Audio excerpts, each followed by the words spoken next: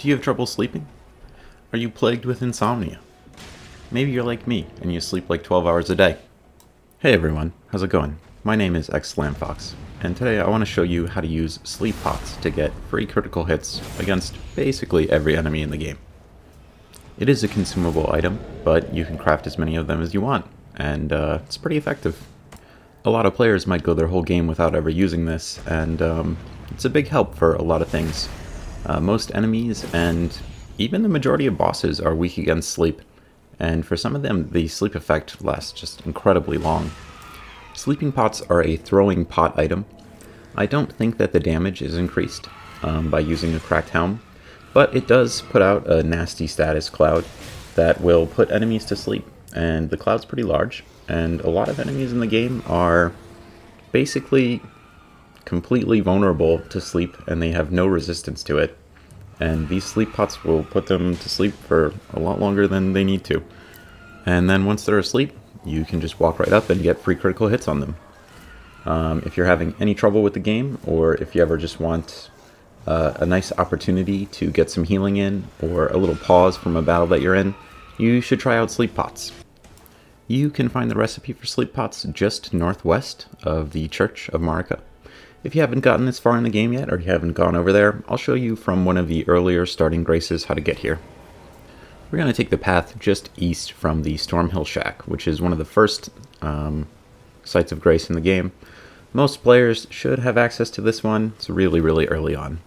Along the way, I'll just show you a couple other graces that you can pick up, and this will give you some areas to explore, some stuff to check out, and at the end of it, you get the Fervor's Cookbook, which allows you to craft sleep pots from your crafting menu.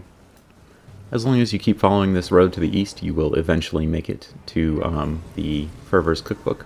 Right here is Bernal. He sells some weapon arts, some Ashes of War, if you ever want to try out something different on your weapon. But sticking with this video right now, sleep pots are an amazing item. They're really, really powerful in the early and mid game. They kind of fall off a little bit towards the end game and late game because a lot of enemies will simply get staggered instead of falling asleep and laying down on the floor and opening themselves up to a critical hit. But in the early game, they are really, really good. Crafting a sleep pot takes 1 mushroom and 1 Trina's lily. The Trina's lilies, sometimes they can be a little bit hard to find. There is a decent place to farm up some Trina's lilies right around Summonwater Village, which is very, very close to where you get the Fervor's Cookbook. It's actually just past this site of grace right here, and there's a merchant behind to the right that I skipped, but if you haven't been to this area yet, feel free to go circle around a little bit and find that merchant. He's just in between these two graces that I've rested at. Again, we've just gone straight east from the Stormhill Shack site of grace. Once you're down here, there is an optional boss called the Tibia Mariner. You don't have to fight him, you can run right past him. He drops some cool stuff, he drops a death root, but he's not mandatory for this. This area is also pretty decent for farming Trina's lilies. I think there's around 4 or 5 of them here that you can pick up. But for now, we're just going to get the cookbook so that you can craft this recipe. Just south of the site of grace right here are a few of these little stone pillars.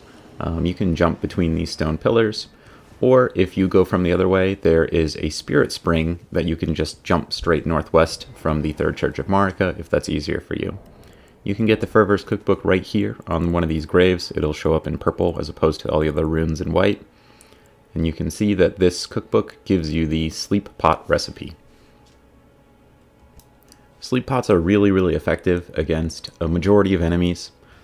Anything that's not like a big, unusual guy will get put to sleep and they'll just go into a catatonic state, and then you can walk right up to them, give them a free critical hit, and then while they're in the get up animation, you can just throw another sleep pot. Some of the larger enemies, some of the more late game enemies, takes a couple pots, and they only get staggered instead of getting critical hit, so not that great in the late game. If you do like the sleep function, there's also the St. Trina's Torch. This is also kind of a late game item.